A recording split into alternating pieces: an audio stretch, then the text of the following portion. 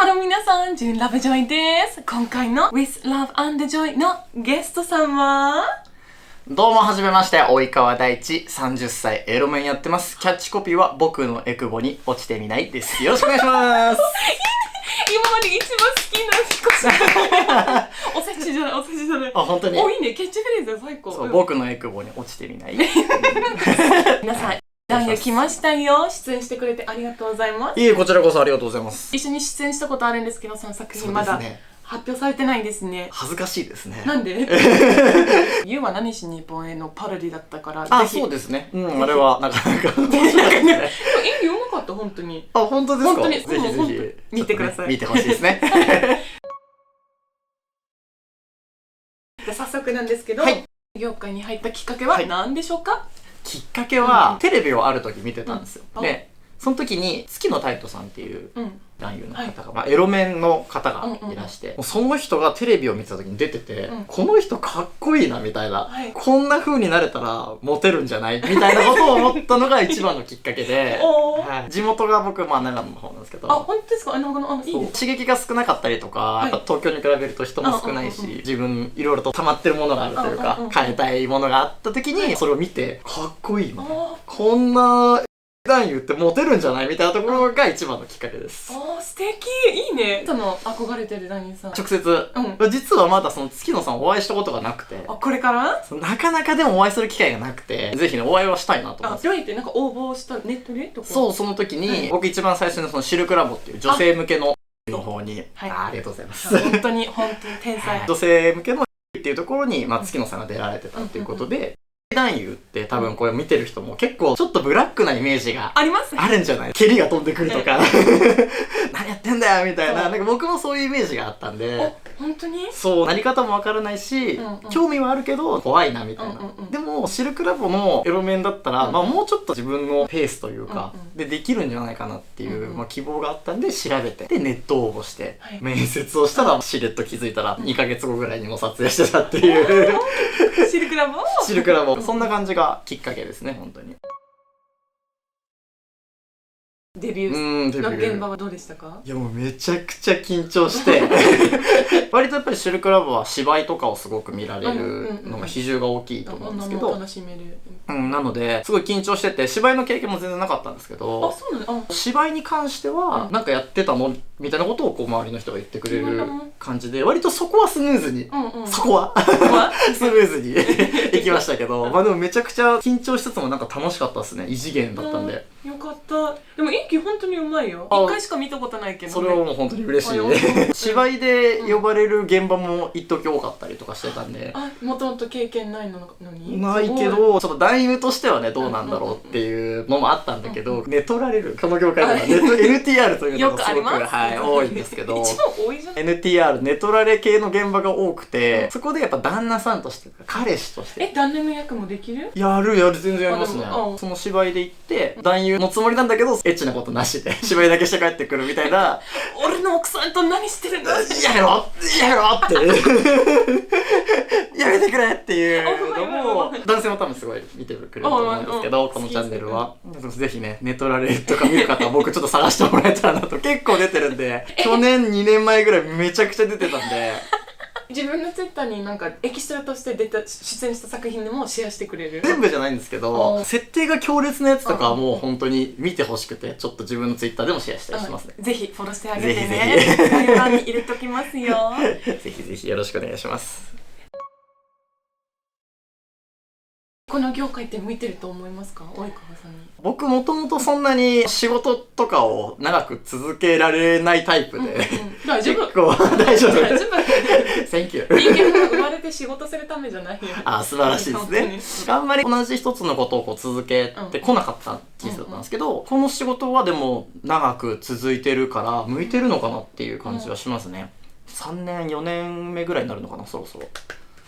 応援してあげましょう。もっと長く。よろしくお願いします。はい。向いてるところって具体的に何かあります？こっちはそんなにな時ももちろんあるんだけど、芝居がいいよねって言って呼んでくれてる監督さんもいたりとかするから、自然な感じにやってくれるみたいなところは、要領よくできてるのかなって感じは自分で感じますね。いい。逆に向いてないところはあります？男優として向いてないっていうよりかは、やっぱり女の子もそうだと思うんですけど、得意なプレイ苦手なプレイって多分でもあるじゃん。割とだから仕事で自分の好きな設定とか、シチュエーションとかだったら結構入り込めて楽しめるけど、苦手なこととかだとパフォーマンスが低い、パフォーマンスがちょっと低いから、そういうところは向いてないのかな。だからオールマイティーなもう男優っていう感じではないから、そういう意味で言うとその辺は向いてないのかなっていう。でも結構なんかエロめ、なんか爽やか感多分求めてるから、できることをね特化させるのを個人的にはそういう方がいいかなって思ってるんで。でも難しそう。男優ものみたいなものがあんまりハマらないんで、口では乱暴なこと言ってても、いやーちょっとしんどいなみたいな、かわいそうだなとかもあるし、もちろんそれだけじゃなくて結構体力をやっぱ使うんで、あれは想像以上に。女の子もやっぱり本気で見せるために本気で嫌がるから、体力が持たないなっていう感じで難しいかなっていう。で逆に楽しめるとかエンジョイできるプレイあります？イチャラブかな、レイプが嫌いな。でもそうイチャラブな感じとか、自然に流れるようなものだったりとか、ちょっと旅行っぽいの、デート？そう、デートっぽいのとかすると、結構その一緒にいる時間が感情移入をさせてくれるから、すごく気持ちが入りやすくなって、スムーズに流れがいったりとかっていうのは結構あるかな。絶対いい写真撮れる。そういうローコのもの撮ったことない。この業界、なんなら全裸でこう、初めましての挨拶をするような仕事だから、エロじゃない部分で見える相手の表情とか雰囲気で、可愛いな、もっとエッチなところを見てみたいなって、こうなんか段階が踏めるとすごい気持ちよく仕事ができるから、その魅力さありますよ。ちょっとやっぱりどうしても時間もかかるからまあ難しいんだけど、そういうのはなんかねいいなと思いますよね。この業界に入ってから自分自身なんか変わったことあります？変わったことは、僕はもともとド M だと思ってたんですよ。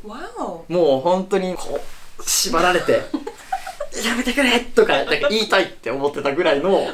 それぐらいの M の願望があったんですけど、こういう業界に入ればそういうお仕事をいただくこともあるし、VR とかね、あんまり言うと夢壊れちゃうかもしれないけど、何もしないでこう動けない状態、一つそれもね M の良さがあるったりするんですけど、そういうのを逆に経験しつつもものはあんま出たくないけど、そういうのもやんなきゃいけなかったりとかで、たまにはちょっと S な男、キザな男みたいなのもシルクラボの役柄でやったりすると、意外と S な男って全然自覚なかったけど面白いなって思う。でも分かる、地上も分かる。分かるですか？面白い。自分のペースでいけるんじゃないですか。そうですね。そう自分のペースでいけるし、女の子が恥ずかしがってる顔っていうのもめちゃくちゃ可愛いなって思えるようになって、M から S にちょっと変わったかなっていうのが一番大きな変なんか化ですね。よくこの質問聞くんですけど、その答えがよく出ます。男優とか女優でも。AV 業界に入りたい方、特に AV 男優になりたい方に対してなんかアドバイスあります？多分男優になってみたい人って多分現場のこととか何も分かんないから、まず何かこう一歩近づいたらいいんじゃないって思います。本当にやってみたいんだったら、やったからといって別に一生それをしなきゃいけないもんでもないじゃないですか。別にやってみて、いやさすがに無理だったな俺にはって思えば別に僕はいつでも弾けると思う、そういう職業だと思うんで、まあ Twitter とかでも結構本当に素人さん募集みたいなの結構出てたりするから、本当に興味があってやってみたいんだったら失敗してもいいからやってみたらいいんじゃないかなって思いますね。でも素敵、本当に。むしろ話のネタぐらいには僕も最初そんぐらいだったんで、軽い気持ちでもちろんかっこいいな、なりたいなっていう憧れもあったんですけど、応募とかするときにやっぱりインターネットの応募フォームでこうやって打ってやってみたいですみたいな送信ボタンがもうめちゃくちゃちょっと重いんですよね、あのクリックが。本当にいや行くみたいな。でも最初慣れると思ってなかったから。業界と関係ない友達まだいます？デビューした前。全然むしろ多分そういう人の方が多い。でその方に今日現場だったとか。全然普通に僕の周りは友達とかもみんな知ってるんで、いいね。でも僕が明日仕事って言ったら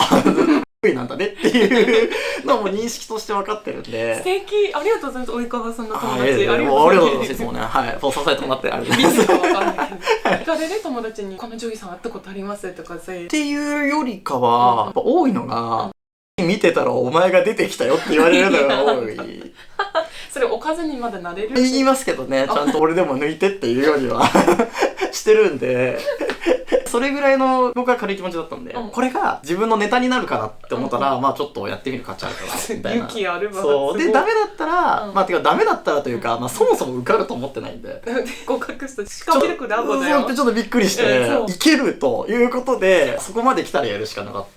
たし、全然いろいろ挑戦っていう意味ではやってみたい人はまず一回その現場を知ってみるみたいな。現場でお会いしましょう。本当にやる気があればエキストラみたいな仕事からでもいいと思うし、そんなにすごく気負うものではない。好きだったら多分そのままやるし、やってみないと分かんないし、やってみないと本当なんで。あと結構この業界あんまりイメージ良くないから結構間違えてる情報が多くて、本当に入ってないと分かんない。昔よりは情報がすごいいろいろ出てて、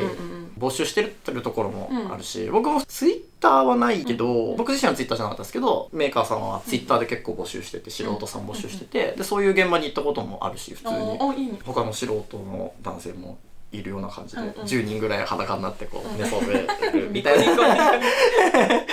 なそういうこともあったし、まあ全然ねチャレンジしてみたらいいと思います。素敵。現場でなんか驚いたこととか失敗談とかあります？失敗談はあとハプニングとかなんか失敗に関して男なんで、これのパフォーマンスとかはすごいそういう話はまあ出てくるし、あるんですけど、驚いたことっていうので言うと、大変な仕事だからすごいこうちょっと疲れてる子が多いんじゃないかとか。イエスやっぱ仕事でもすごいするし、あと世間一般的には女性の方があんまりエロに対してガツガツしてないじゃないですか、特にまあ日本は。もう嫌なんだよなみたいな女の子が多いイメージがだったんですよ。意外と本当にこの人エッチ好きなんだなみたいな人も結構多くて、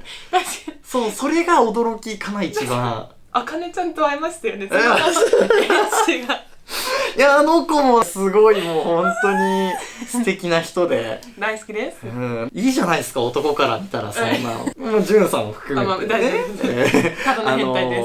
こんなに綺麗、こんなに可愛くて、こんなにエッチなのみたいなのとかって作ってない人とかも意外といたりするから、それがすごく驚き。いいね、男として。男としてめちゃくちゃ嬉しい。なんか希望がある。なんかこの業界希望があるなっていう夢と希望があるから、それはすごく驚き。さっきの話に絡めると、男優やってみたいなっていう人には、ぜひそういうのを、まあなかなか見えるかわかんないけど、多分その瞬間が見えたら男優面白いなってめっちゃ思うと思うんですね。嬉しい。そういう驚いたことが女優さんの魅力さとか。いやだってなんか可愛いですからね、めちゃくちゃ。現場に行って疑似の日もあるじゃないですか。もちろんいろいろ女の子の方がみたいな、今日疑似なんですかみたいなマジかみたいな、どうしよっかなみたいなことを言ってると、なんかすごいこっちも興奮して楽しいですよね。それがすごい驚きですね、やっぱこの業界の。おーみたいな。素敵。じゃあこれからなんか男優さんとしてなんか抽選とか頑張りたいことあります？最近は自分もシルクラボデビューでエロメンみたいなところでやってて、まあもちろん普通のね男優としても挑戦したいっていうのがあってやってるんですけど、最初の頃はその寝取られる芝居とかやめてくれみたいなまあもちろんそれはそれでちょっと面白さもあるんですけど、男優としてもやっていきたいっていう部分でやっぱりエロいことしたいっていう部分もあるし、だからそういう意味で言うと、まあちゃんと絡みとかエロもできるようにも最近まあ少しずつなってきて、そういうちゃんとした男優として呼ばれることも増えてきたんで、スキルアップは少しずつしてきたんで、このまままたスキルアップして続けていきたいなっていうのはありますね。レンタラでエキストラの及川さん見たらぜひツイッターでいじめてください。なんか言いたいこととかなんかあります？見てる方に。業界の、まあ、最近本当に裏側じゃないですけど、だんだんね実はこうなってるみたいなところがオープンになってきて、本当にまだま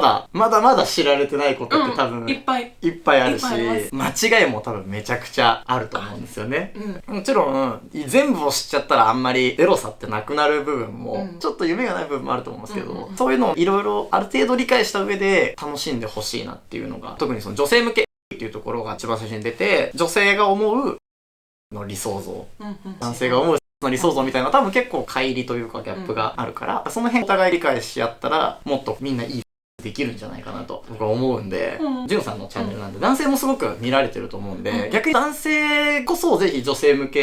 もう一度見てみて、真面目に僕言うと、多分ぶっちゃけて言うと抜けないと思うんですよ。でも勉強になる、逆に。正直やっぱ自分の作品もそうだし、他のエロ面の女性向け AV ってあんまりすごいエロいかっていう感じではないんですよ、正直。なんかロマンチック、なんかシルクそうそう、ドラマっぽい感じがするので、多分正直見た男性は抜ける感じではないかもしれないんですけど、教材として見てほしいなって僕は思います。いいね、シルクラブ教材として。女性は多分すごいシンプルに楽しめるから、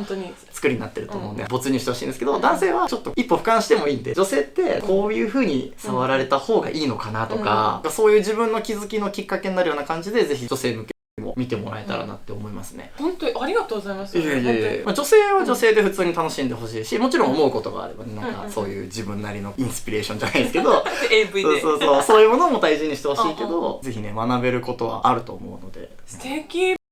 勉強になるね。ぜひぜひ女性向け AV も男性はよろしくお願いします。普通のも自分でプラスになるところとかを見つけてもらえると、なんか例えばフィクションなの分かった上で没入すると、それはそれで面白いのかなっていう。だってそのものも現実だったら絶対もちろんフィクションとして、そうまあなんかもうネトラレも嫌でしょ。そうですね、僕出てるけどよくネトラレはちょっとよくわからないちょっと共感できるかわかんないんですけど、嫌なんだけどつい体が反応してしまうみたいな、その背徳感がまあいいのかもしれないですけどね。私は男じゃないからなんかドラマの部分で興奮する。まあそうですね。結構ヨーピンもそうけどすぐジョボって入れるけど、ネトラレはなんかいろんなドラマのシーンでやっとエッチしてしまう。男をたくさん撮ってたりとかもするんですよね無駄に。そのなんか僕もやっててこれはちょっとびっくりした話になるんですけど、シャワーを浴びてる間に奥さんが寝取られるみたいなまあ多分男性は結構好きだと思うんですよ。シャワーのシーン2分ぐらい撮ってて、そんないらないじゃないですか。慣れるじゃないですか、多分見てる方も。男がシャワー浴びてても多分男性は慣れちゃうと思うんで。いいね、シャワー浴びてギャラもらってさいいんですかみたいな。いいんですかみたいな。ちょっとたまにはそういう勉強的な視点でもう見てほしいなと思いますね。最近女性向けとかに関しては結構素晴らしい、本当に流行ってきてる部分ではあるんで、女性向け見てるとか、まあ見てる女性を見てるエロい女なんだねっていう視点よりかは、あの女性向け俺も見たことあるけどあれ良かったよねって言ったら、これ見てる方その女性とまた近づけるきっかけにもなるかもしれないんで、ぜひちょっとたまには俯瞰して、おかずとしてじゃないけどちょっとクールにっていう日があってもいいんじゃないかなと僕は思いますね。ありがとうございます。僕は結構そのメッセージが男性に届いたらいいなっていうのはすごくぜひありますね。素晴らしいよ。ありがとうございます。もっと及川さんとつながりたいと思うので、Twitter 以外なんかやってます？一応まあ YouTube とかあるし、メルマガとかもやってるので、Twitter の DM かメルマガがもうそのまま返信ができるようになってるんで、そのまま僕に届くようになってるんで、一番見やすいのはそこですかね。概要欄に入れとくね。ありがとうございます。YouTube もあるけど、まあ最近あんまりちょっと動画上げてないんでまあでもこれから一応登録してあげて、楽しみにして。はい、よろしくお願いします。よろしくお願いします。はい、皆さんこの素敵な男優さん大江川さんのインタビューはどうでしたか？そうなの？ありがとう。本当にご覧いただきありがとうございます。ぜひフォローしてあげてください。ぜひよろしくお願いします。はい、出演してくれて Thank you very much。こちらこそ Thank you very much。英語。バイバイ。